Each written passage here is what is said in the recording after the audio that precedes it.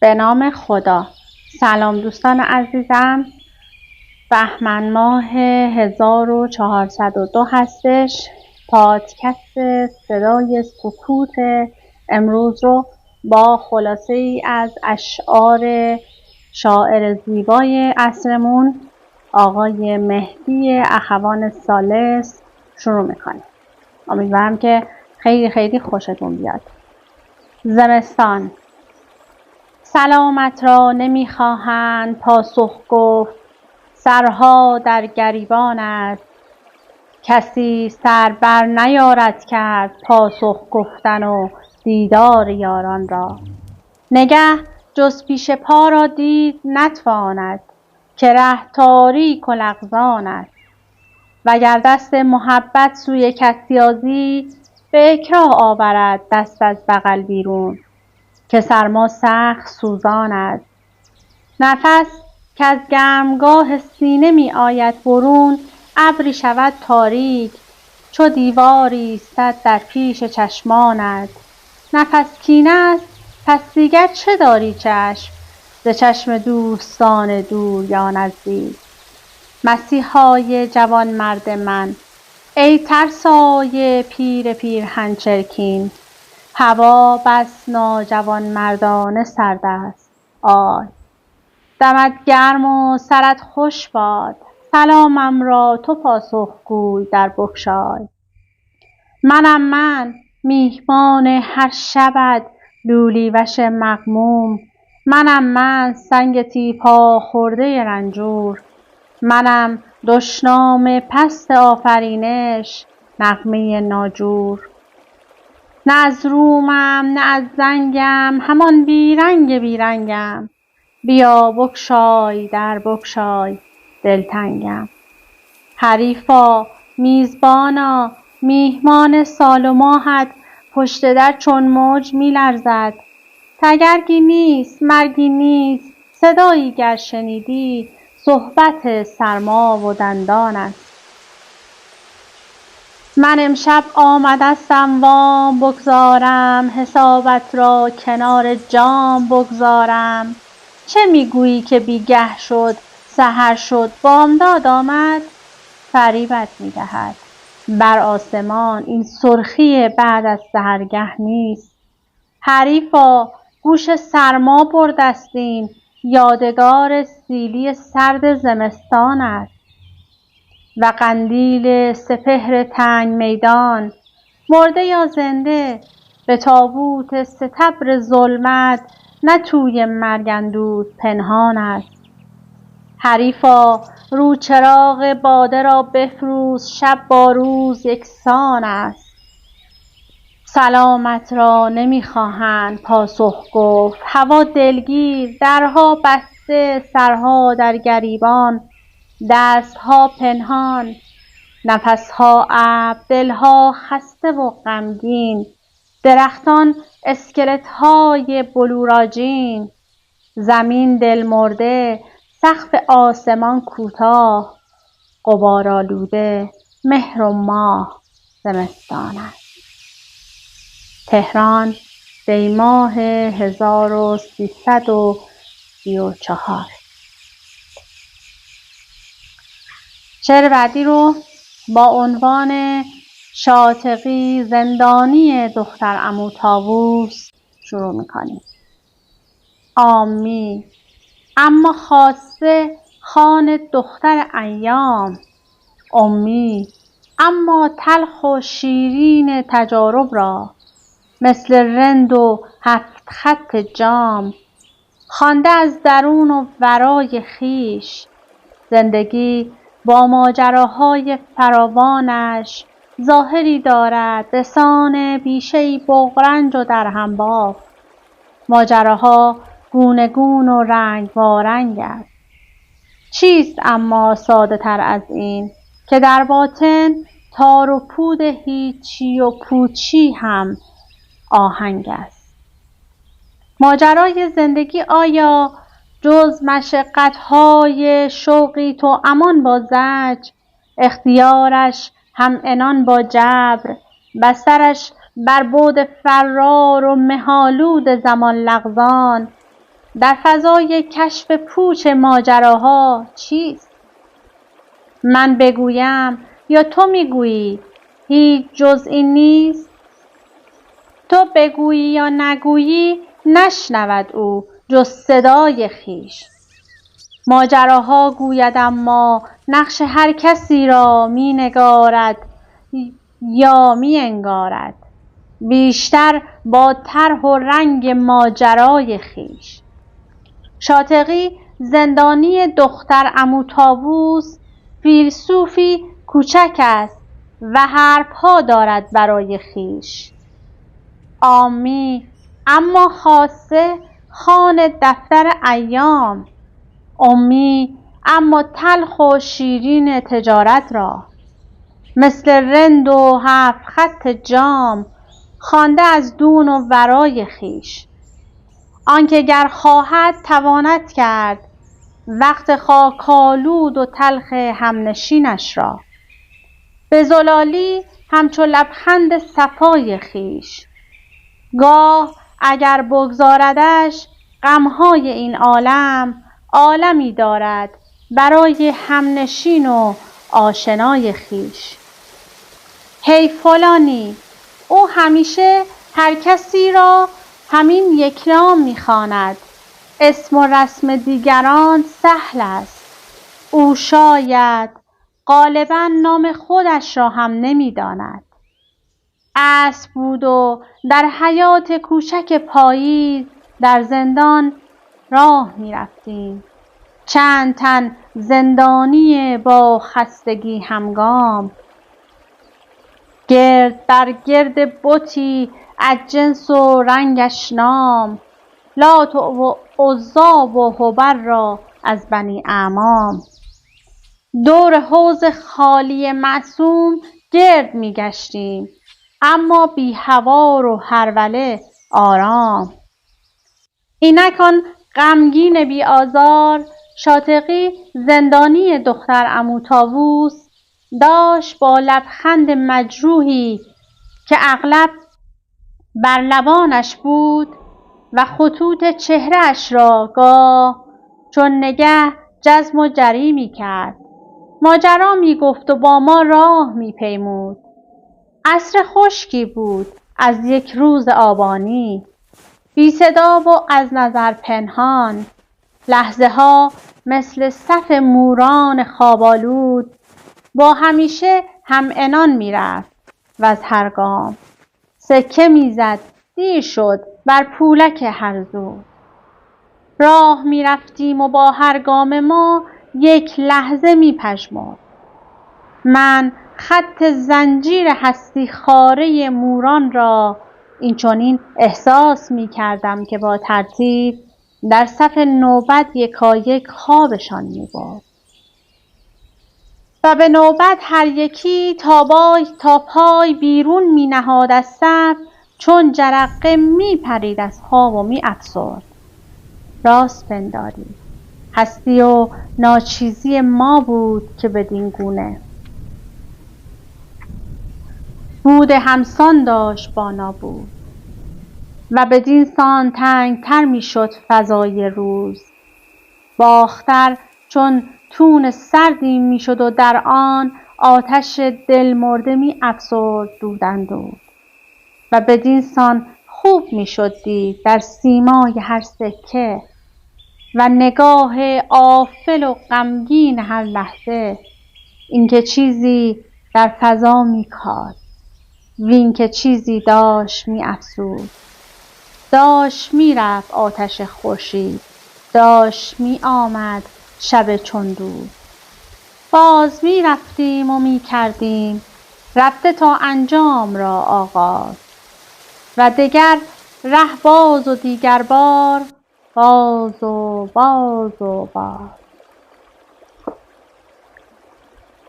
و شعر بعدی که میخوام براتون بخونم، هی فلانی، زندگی شاید همین باشد.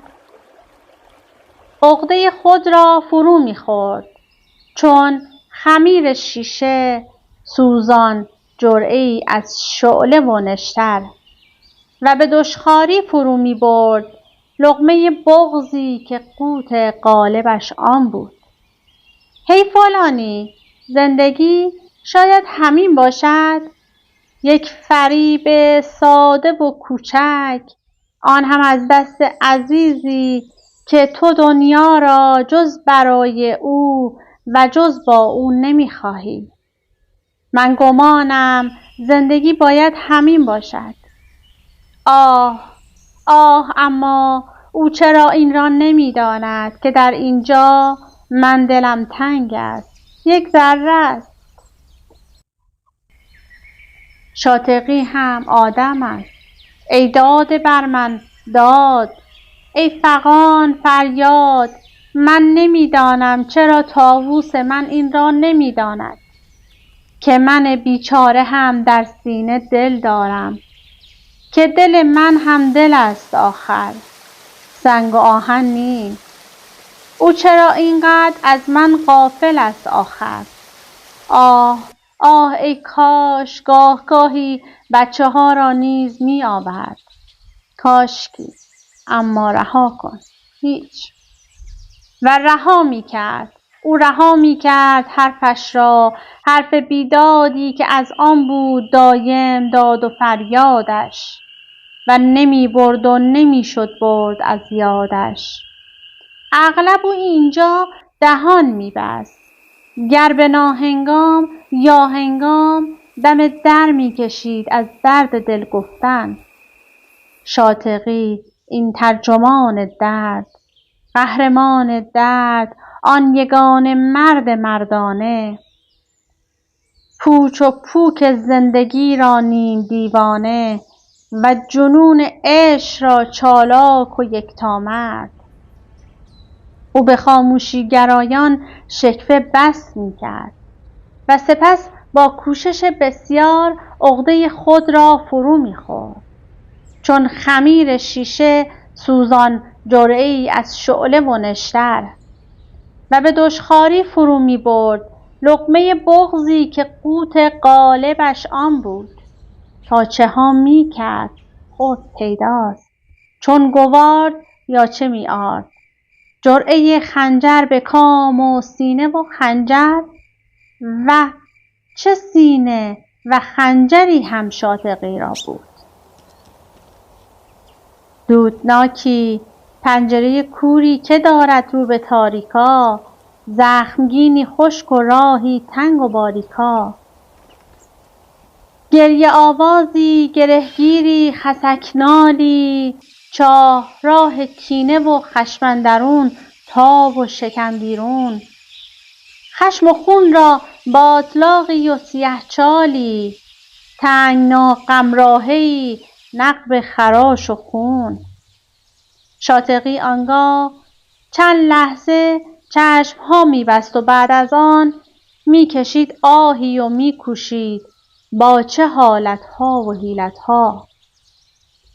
باز لبخند غریبش را که چندی محو و پنهان بود با خطوط چهره خود آشنا می کرد.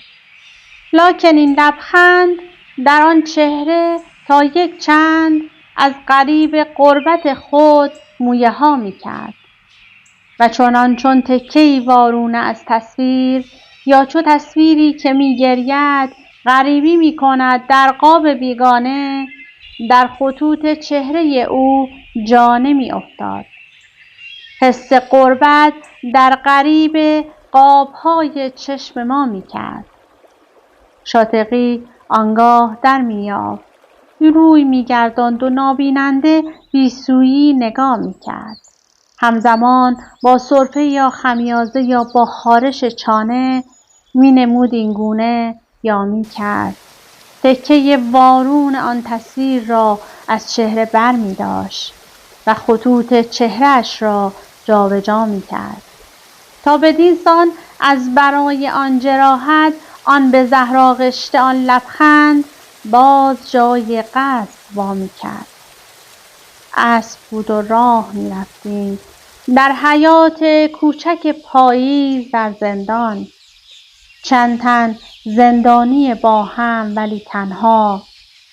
آنچنان با گفتگو سرگرم، این چنین با شاطقی خندان. امیدوارم که خوشتون اومده باشه. میریم برای شعر بعدی که از اشعار بسیار زیبا و با مسمای آقای اخوان ثالث. گاهی اندیشم که شاید سنگ حق دارد، باز میگویم نه. گاهی اندیشم که شاید سنگ حق دارد، باز میگویم نه. بیشک آتش و باران، من دگر خوابم میآید، خسته‌ام پیرم. آه که این خفته یاران را توانم دید بیداران. با دم نمناک سردت ای نسیم صبح بیداری، چشم مستان مرا بیدار کن، رفتند هوشیاران. گاه می اندیشم از آن سان، گاه نیز اندیشم و گویم هی فلانی، شاطقی، بیشک تو حق داری. راست میگویی، بگو آنها که میگفتی. گوش من با توست، بی یک لحظه هم غفلت. خوب یادم هست که از یک لحظه غفلت برمی آشفتی. شاطقی، زندانی دختر عمو طاووس، باز آگاه هم کن از آنها که آگاهی.